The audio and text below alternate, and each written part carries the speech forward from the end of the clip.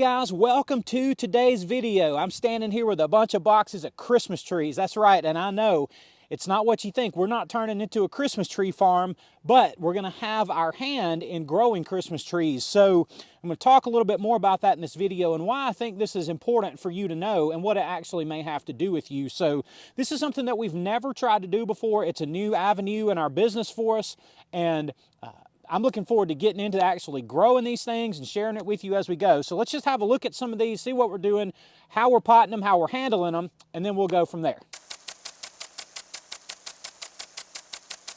And real quick, before we dive into the trees, just want to let you guys know that Nursery U is open again right now for new members. So we're going to keep it open for about 2 weeks and get some new members in this spring. Some of you guys have been wanting to get in.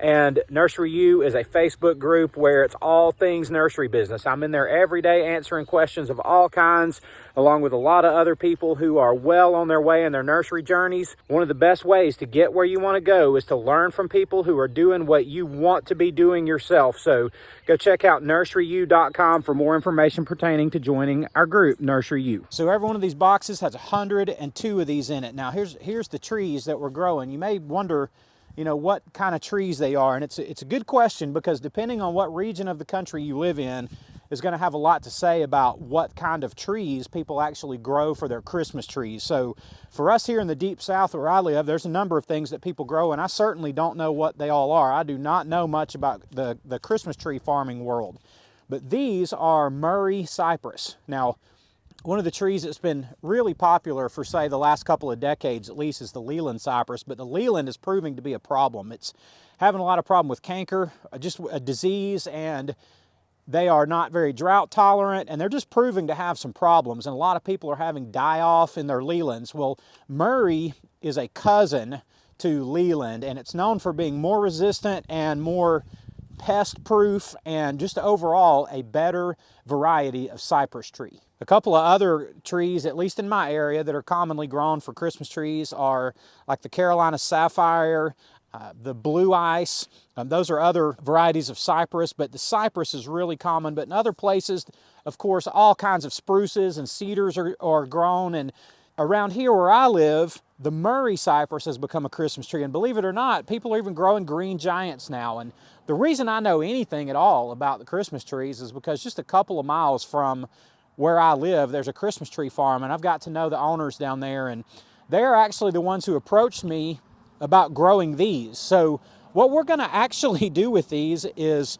there's a Christmas tree farm I just mentioned. They actually bought these little liners, and they brought them to my nursery, and I worked out a deal with them. I have 800 of these, and I'm going to grow these for them this year. Let me tell you why I'm going to be doing that. Now, these little trees this size, you can plant these directly in the ground, but if you do, they're going to take a lot of petting and a lot of care to get them to establish and to get these to stay alive through the year. These are, you know, they're really well rooted. You can probably see those roots there pretty well. They're really nicely rooted, but even a small plant like this is going to struggle some if you just plant them and leave them. So the farmers who I talked to have planted these in the ground before and had like a 50% survival rate on them. So what I'm going to do is I'm going to take their little liners for them.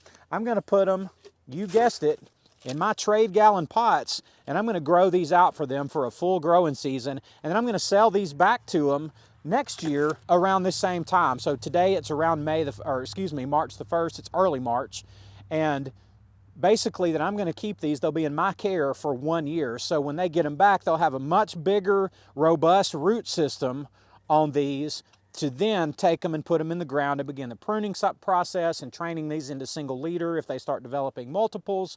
And they'll be a much more viable product for the actual Christmas tree farmer. So, yep, I really am growing Christmas trees, but I'm not ever going to be selling Christmas trees, at least not as Christmas trees. But for now, we're growing these. So here's a little bit about how this process looks for us. All right, here's our potting setup. Carly is right there potting.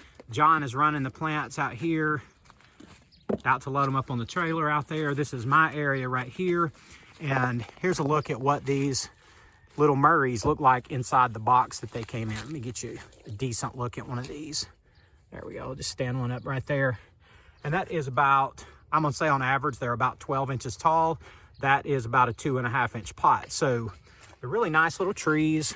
And I had no idea that a Murray cypress was anything that was ever used for a Christmas tree. So we're working on potting them up into these trade gallons, getting them out in the field. We got 800 of them to do, and these are 100 per box. So the reason I wanted to show this to y'all today that we're doing this, there's not really a how-to or anything like that, but I wanted to just share this with you because when you start growing plants and you have a nursery, I don't know if all businesses are this way or not, but this is what I can tell you about the nursery business is that you just find new opportunities and you find new avenues and different streams to grow plants and to make money doing. So for example, this is the second week in a row on my YouTube channel that there's a new thing to us. Last week it was mums and our introduction to like, hey, this is a huge new thing for us.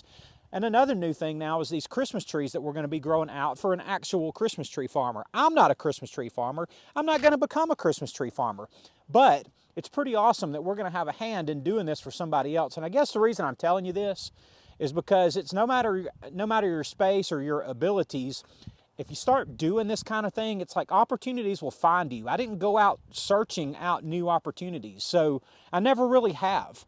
And you might be amazed at what somebody might ask you to do or what somebody might ask you to provide. So for example, last fall, there were multiple people that came to me and asked if I could provide mums for their church or school function, and I could not do that. I was not able to do that. Last spring, there were people coming up a couple of different times wanting to know if I had this many or that many, huge numbers of various vegetable starts that I did not have. And it just pains me to not be able to provide the things that people are asking me for. But sometimes an opportunity comes up and you can figure out a way to make it work, and you can work out a deal with somebody and grow plants for them. So, you know, I think it's a really great lesson that we can see in the nursery business about opportunity, that we don't have to just be pigeonholed into doing this one thing. Maybe I'm really good at propagating this one plant. Well, it may be that you're really good propagating one plant, but maybe there's something else you can grow that you don't have to propagate if you just get creative, think outside the box, and look for opportunity. So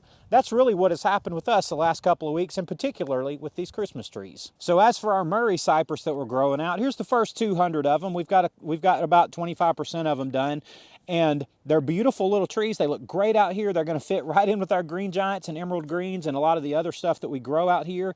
And all they're going to do is sit right here until next fall, next winter, just say 12 months from now. So we're going to get as much growth on them as we can, just like we do all of our other plants that we grow out. In addition to being a Christmas tree, Murray is just like the arborvitae in that it's very commonly bought now and getting more common all the time as a screening tree. So, you know, maybe this will be a long-term new tree for us. I don't know if it will or not, but we're going to grow them this year and see how this goes.